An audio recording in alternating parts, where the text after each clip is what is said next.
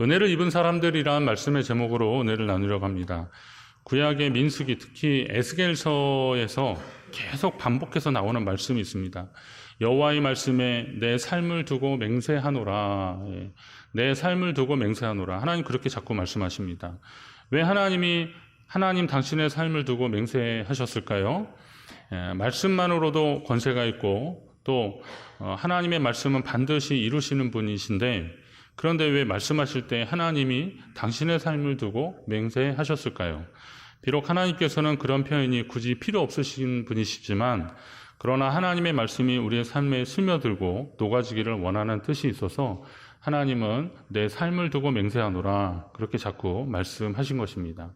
여러분에게도 하나님의 말씀이 삶으로 이어지는 은혜가 있기를 주의 이름으로 축원합니다.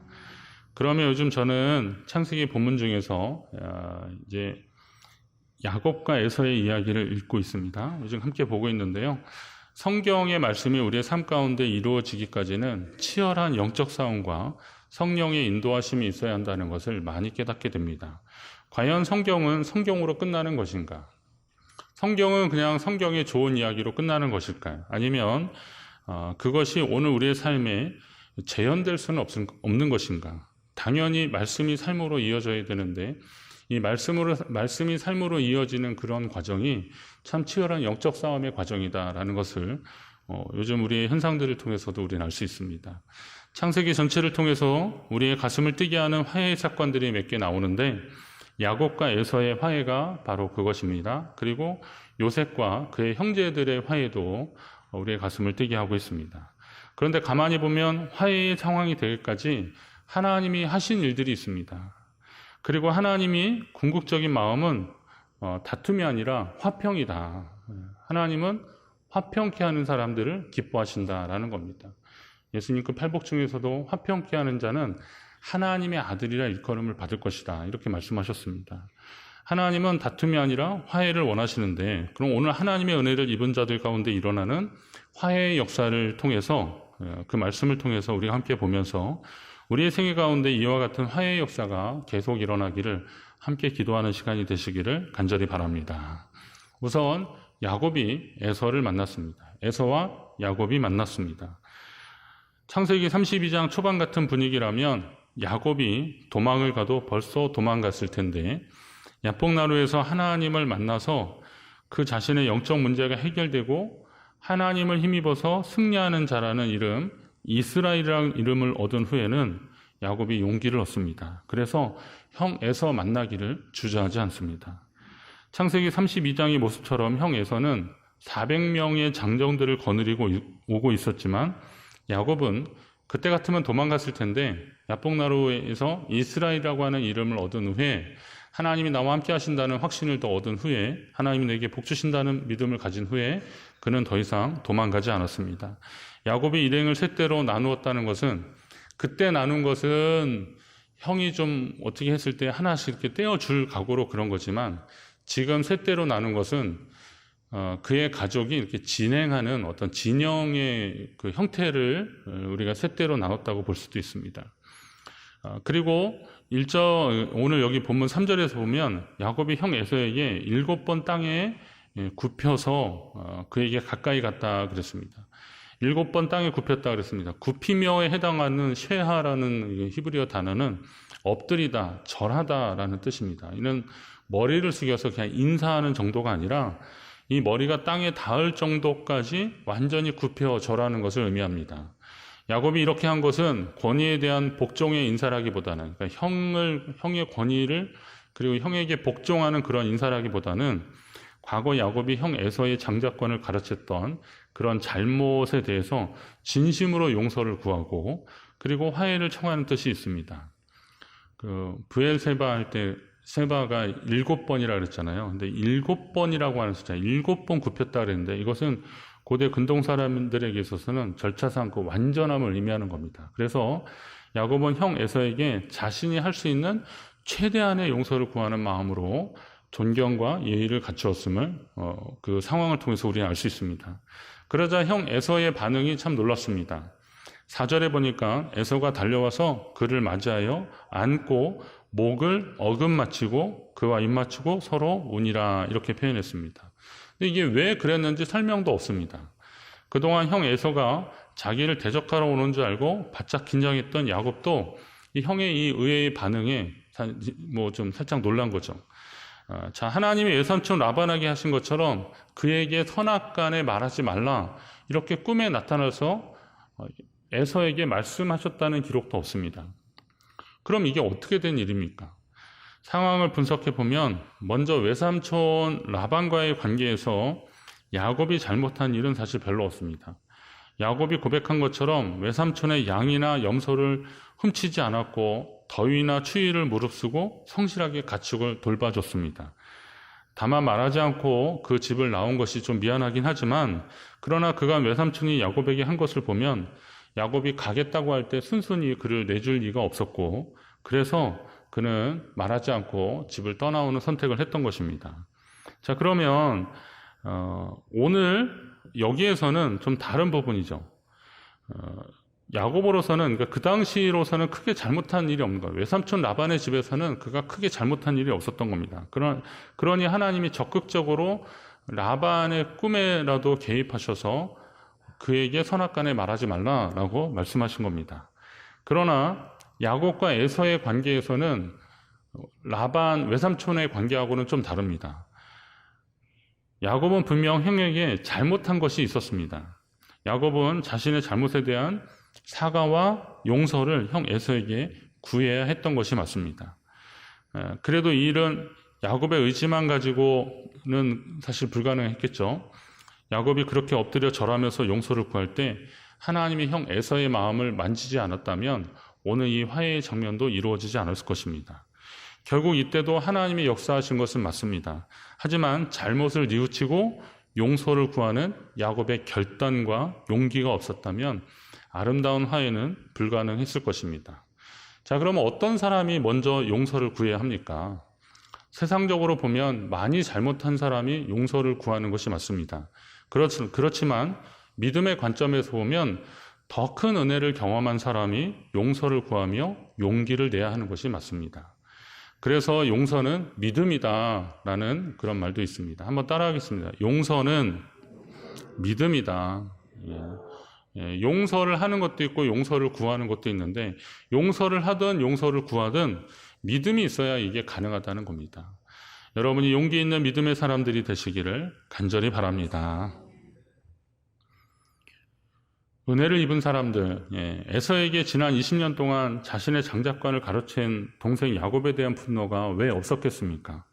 야곱이 바단 아람에서 돌아온다는 소식을 듣고 많은 장정을 데리고 그를 맞으러 나갔습니다. 이게 그를 환영하기 위해서 그렇게 한 것은 결코 아니었습니다. 그런데 야곱의 진정한 사과와 화해의 요청에 에서의 마음이 녹아든 것입니다. 그를 맞이하여서 얼싸안고 울고 말았습니다. 원어적으로 보면 달려가서 얼싸안고 입을 맞추는 행동은 동사에 있어서 단수형이었습니다. 단수. 그러니까 달려가서 그를 막 얼싸안고 입을 맞추고 그런 건 단수였는데 에서가 그랬다는 겁니다. 솔직히 야곱이 먼저 형한테 그렇게 할 수는 없었잖아요. 근데 형에게 할 수 있었던 것은 진정성을 담은 용서를 구하는, 그래서 땅에 머리가 닿도록 엎드리는 그런 일들이었는데 그렇게 하니까 형이 야곱에게 달려와서 그를 얼싸안고 그리고 입을 맞추고 그리고 나서 그들이 함께 울었습니다. 이 울다라는 단어는 복수형으로 쓰는 겁니다. 그러니까 앞에 거는 에서가 혼자 그런 건데 나중에 함께 우는 겁니다. 우는 것은 복수형의 단어를 썼습니다. 자, 형 에서가 달려와서 얼싸안고 우니까 야곱도 그제야 긴장이 풀리고 형이 자신을 받아주는 것으로 여겨서 함께 울었던 것입니다. 이 감격적인 화해의 순간입니다. 여러분의 생애 가운데 이런 감동적인 장면이 얼마나 있습니까?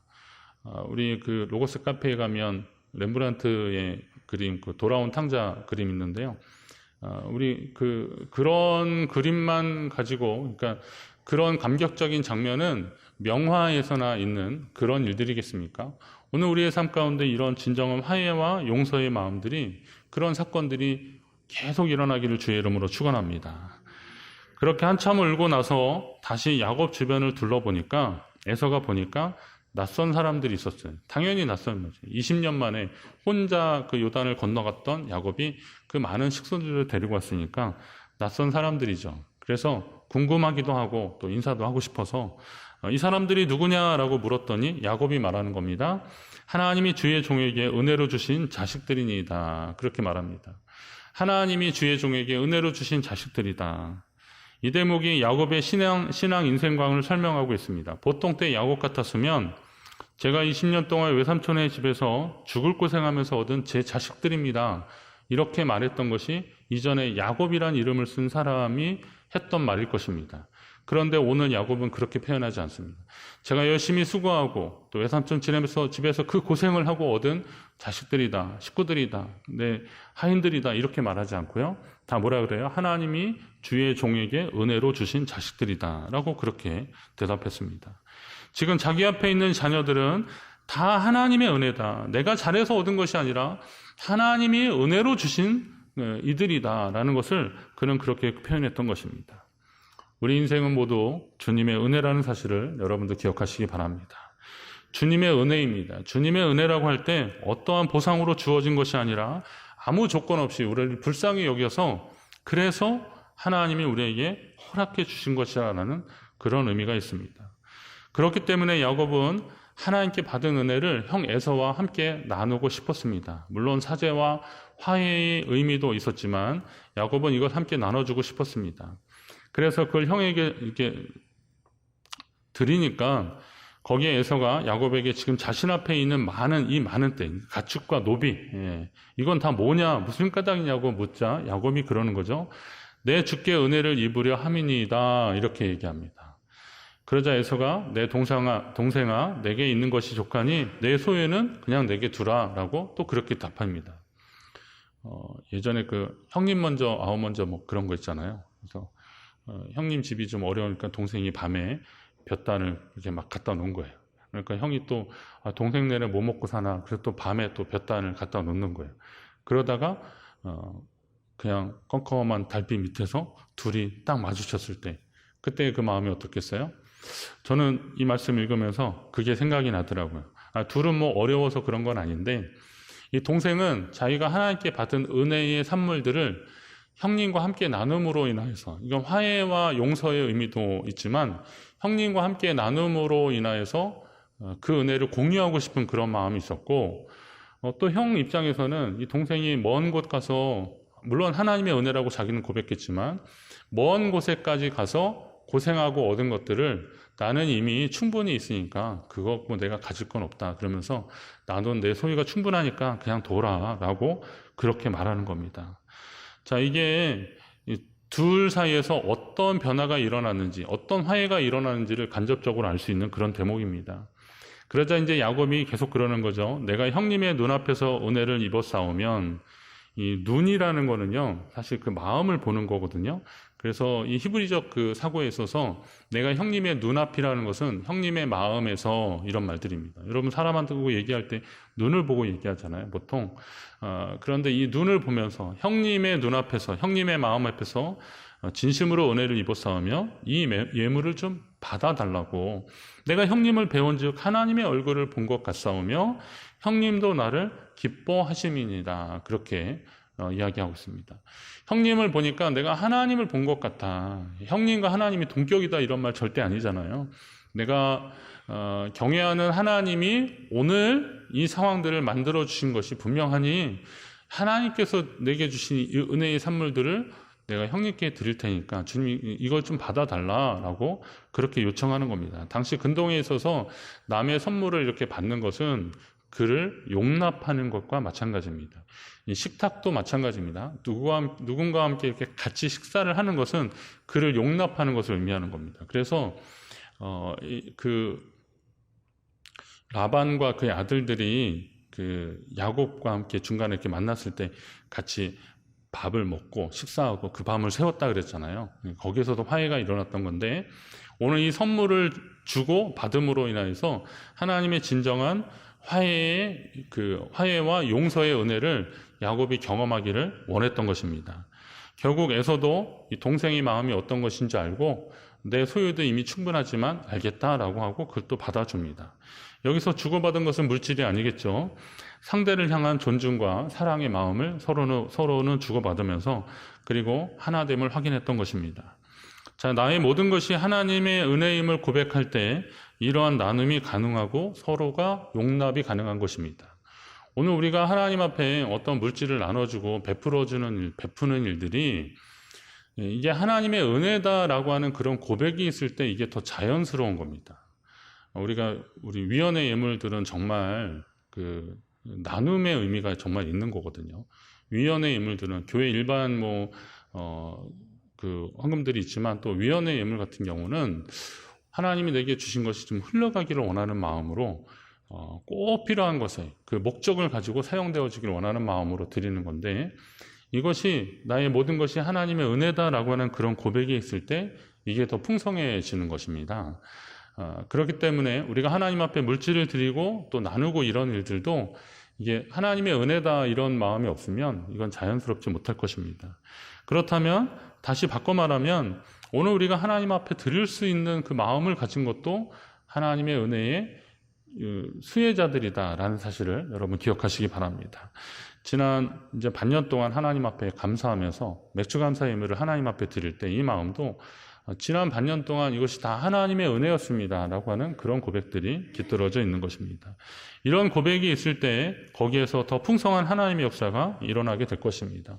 오병이의 기적 같은 경우도 그거잖아요.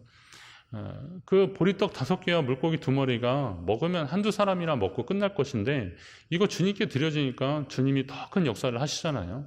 오늘 우리의 삶의 역사도 바로 이런 일들이 있는 것이죠. 자, 은혜를 입은 사람들은 이제 어떻게 살아야 되느냐? 은혜로 살아가야 되는 겁니다. 은혜로 사는 사람들. 하나님께 받은 은혜의 선물을 함께 나눔으로 이제 둘 사이의 인간적인 갈등은 해결되었습니다. 나중에 아버지 이삭이 죽었을 때 에서가 올라와서 함께 그 상주 노릇을 합니다. 나중에 그 창세기 35장에 보면 이삭이 죽었을 때 에서와 아들 야곱이 이제 그 아들 에서와 야곱이 그를 장사하였더라. 같이 장사를 지내는 것을 보면 이 둘이 이제 화해가 이루어졌다는 것을 우리 알 수 있습니다. 근데 이번에는 이제 에서가 제안을 하는 거죠. 뭐냐면 우리가 떠나자. 내가 너와 동행하리라. 이렇게 얘기합니다. 야, 우리 이제 함께 가자. 우리 함께 동행하자라는 겁니다. 동생을 20년 만에 만났고 용서하고 화해했으니 얼마나 반가웠겠습니까? 그래서 함께 가자라고 형이 그러는데 야곱이 뭐라 그러냐면 내 주는 종보다 좀 앞서 가소서 나는 앞에 가는 가축과 자식들의 걸음대로 천천히 인도하여. 지금 일행이 많고 그리고 또 아내들도 있고 막 그러니까 그 보통 걸음으로 가면 지쳐서 얼마 못 가서 쓰러질 테니 나는 좀 천천히 가겠습니다. 천천히 인도하여 새 일로 가서 내 주께 나아가리다. 그렇게 이야기를 합니다. 저는 이 부분을 읽을 때 예전에 이제 이 부분을 읽을 때 화해는 했지만 야곱은 형이랑 같이 가기 싫었나 보다. 이런 생각으로 이 말씀을 읽었습니다. 솔직히 말하면 그랬거든요. 여러분도 어떠셨는지 모르겠지만 방금 전까지만 얼싸안고 울고 막 그래서 정말 하나님이 함께 하셨구나 이렇게 했는데 형이 같이 가자 그러니까 형 먼저 가시라고 저는 나중에 좀 가겠습니다. 이렇게 말하는 거 보면 누가 봐도 이거 야곱이 형하고 같이 가는 것을 싫어하는 것처럼 보여질 수 있습니다. 저도 그냥 그런 줄 알았어요. 그런데 믿음의 관점에서 보면 야곱은 이렇게 대답할 수밖에 없었구나라는 것을 저는 나중에 깨닫게 되었습니다. 왜냐하면 형 에서가 지금 함께 가자고 한 곳이 어디냐면 세일 땅, 에돔 땅이었습니다. 형이 살고 있는 그 땅에 같이 가자는 거예요. 그러니까 야곱은 거기는 같이 갈 수 없는 거예요. 이건 뭐냐면 아무리 형과 화해했다 하더라도 지금 야곱이 자신이 에돔 땅으로 갈 수는 없었다는 거죠. 형이 살고 있는 것은 에돔 땅이었는데 세일 땅이었는데 그 땅으로 같이 갈 수는 없습니다. 그가 처음부터 가려고 했던 곳은 에돔이 아니라 하나님이 약속하신 땅 어디예요? 가나안이었거든요. 그 중에서도 헤브론이나 브엘세바 하나님의 약속이 있는 곳 최소한 그 요단을 건너기 직전에 베델 언약의 돌기둥을 세운 베델로 돌아오면 하나님이 나의 하나님 되신다 그렇게 고백했잖아요. 그러니까 적어도 거기까지는 갔어야 되는데 이렇게 내려오다 보면 길르앗이라는 것이 이쪽인데요. 요 길 넘어야 베델로 가는 건데 에돔 땅은 어떻게 내려가냐면 요단 오른쪽으로 해서 밑으로 쭉 내려가는 거거든요.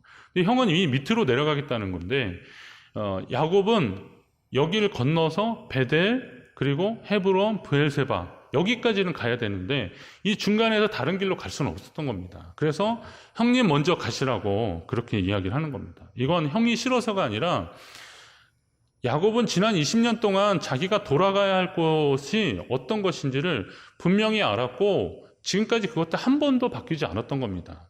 그런데 화해하고 용서했다 하더라도 그 사람에게 맞춰주려고 약속의 땅이 아닌 곳으로 갈 수는 없다는 것이죠. 사랑하는 성도 여러분, 명심하십시오. 사람 좋다는 소리 듣는 것과 믿음 좋다는 것은 다릅니다. 다를 수 있습니다. 이왕이면 물론 믿음이 좋은 사람이 사람들 사이에서 인정받고 좋은 관계를 유지하면서 칭찬을 받으면 더 좋습니다. 하지만 세상의 좋은 평판을 따라 사느라 하나님과 맺은 언약 백성의 삶을 포기해서는 절대로 안 되는 겁니다. 여러분이 하나님 기뻐하시는 삶을 향해서 나아가시기를 간절히 바랍니다. 그것이 은혜로 사는 사람들의 모습입니다. 다시 말씀드립니다. 은혜로 사는 사람은 세상이 아니라 하나님이 내 삶의 중심이 되고 기준을 삼는 것입니다. 하나님의 은혜가 임하니까 오랫동안 쌓였던 갈등이 눈 녹듯 사라졌습니다. 그리고 그것이 모두 하나님의 은혜였음을 고백하게 되는 것입니다. 돌아보면 우리의 모든 것이 또 하나님의 은혜라는 것을 오늘 우리도 고백하게 됩니다. 그러면 이제 성도는 그 은혜로 사는 사람들이 되어야 되는 겁니다. 되어야 합니다. 하나님의 은혜를 입은 사람들은 하나님의 은혜로 살아가야 하는 겁니다. 세상이 아닌 하나님이 기준이 되는 은혜의 삶이 저와 여러분의 삶이 되시기를 간절히 바랍니다.